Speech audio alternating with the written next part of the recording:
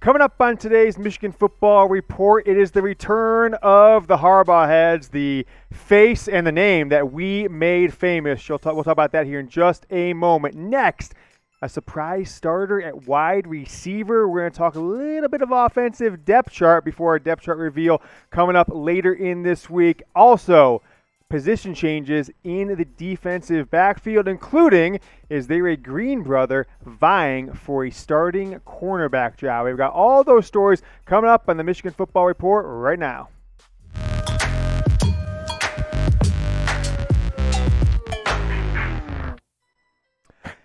We are just a little over a week, almost 2 weeks, I guess, from kickoff. 11 days, Michigan at Minnesota on October 24th is going to be a night game, primetime, ABC, as big of a stage you can get in college football to kick off the 2020 season. And I want to know from you guys what the score of the game will be, what your prediction is going to be. So head down to the comment section before we get started with today's Michigan football rumors. Let me know. Michigan at Minnesota to kick off the season. Give me your score prediction and tell me which of the UM schools is going to win. First story up today, Cornelius Johnson, a very highly touted recruit, didn't get nearly as much playing time as his fellow freshman wide receivers last year. Giles Jackson, Mike Sainrisville. Only really saw him in the Michigan State game where he scored the touchdown late to kind of a rub-it-in-your-face touchdown. But we are hearing word, giving it 3 Harbaugh heads, that he is vying and potentially is the leader to be a starting wide receiver for this 2020 Michigan football team. Now, that does not mean someone is getting demoted. Throw it to the depth chart here.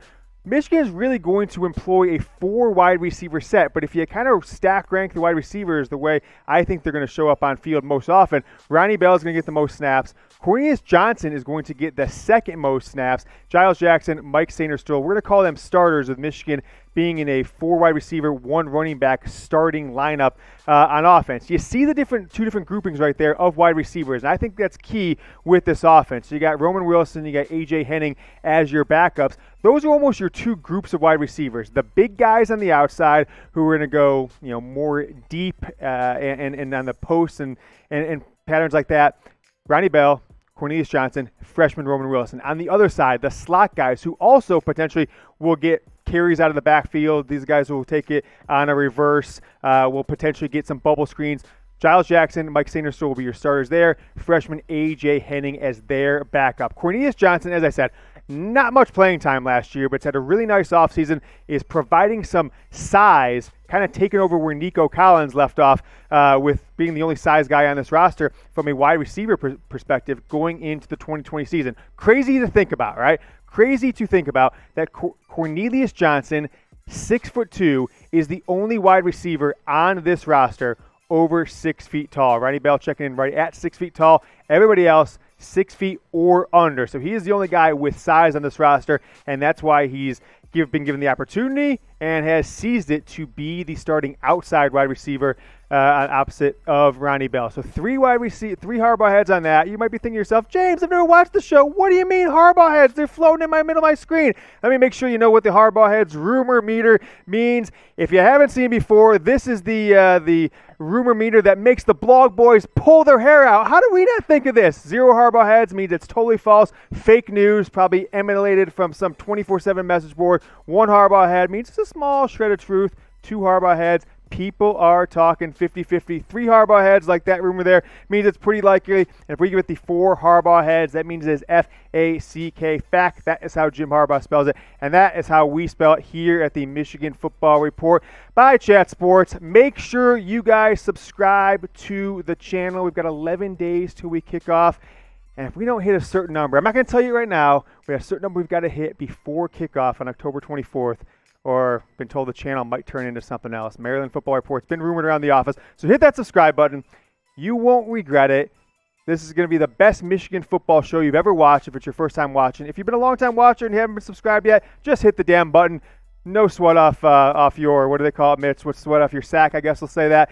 That is the word. Before we get into our next rumors, trying to make a Manscaped joke there here in the office, want to ask you guys a question because a lot of great response to our video, to our question last week. How long have you been a Michigan football fan? A ton of you guys answer that one. Some really cool stories I read there. People just explained how they became a Michigan football fan. So we're going to go a little nostalgic on today's show.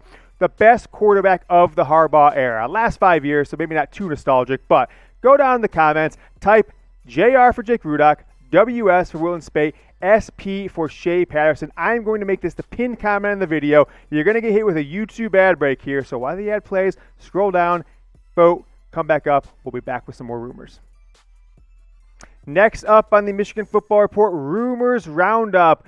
Daxton Hill back at safety. I'm giving this one 3 Harbaugh heads. The blog boys have been trying to poison your mind with rat poison, saying that he's moving to cornerback and moving to this position, moving to that position. I think they're crazy at this point. I've dug deep, talked to all the sources on this one, and I think they're just trying to sell subscriptions by selling you that Daxton Hill might be moving to corner, might be moving to nickel, all this different stuff for you to put your credit card down on their websites. It doesn't make any sense. The more you think about it, the only reason Michigan would move Dax Hill to corner is if they felt that there was not a single other player on the roster that could fill that second cornerback position or the nickel position that could guard a single player in Ohio State at all, on any play. Because if not, why are you going to take your potentially best player, Jim Harbaugh called him yesterday, the most talented player on the entire roster, and play him out of position?